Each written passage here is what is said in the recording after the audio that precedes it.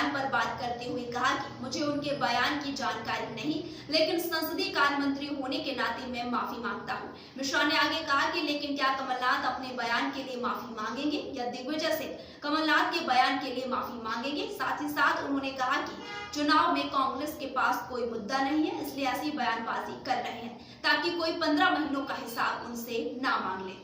जानते ही नहीं है कि आइटम का अर्थ क्या होता है और किसको आइटम बोला जाता है। आपने ज्ञान दिया उसके लिए धन्यवाद, लेकिन माफी मांग लेना अगर किसी ऐसी महिला से क्या बुरा है। अगर आपने उसको आइटम कहा है तो आपने खेद व्यक्त किया है, गलती नहीं मानी पर अर्थ समझाने लगे।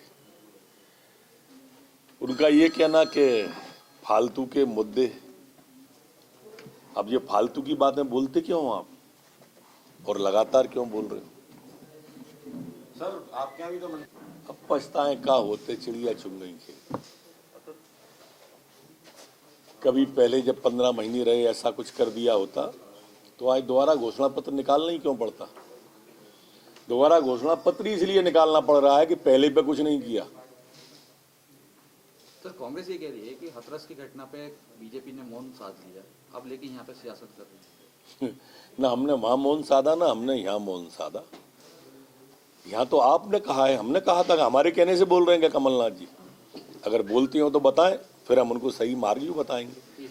ये नवदुर्गों के इस पावन पर्व पर नारी का बारे में इस तरह के शब्द बोलना, हम तो मैंने कहा ना, भारतीय जनता पार्टी भारतीय संस्कृति की पोषक है, जिसमें ये कहा जाता है कि यत्र नारी पूज्यन्ते रमन्ते तत्र देवता, या नारी का सम्मान जहां है संस्कृति का उत्थान वहां है,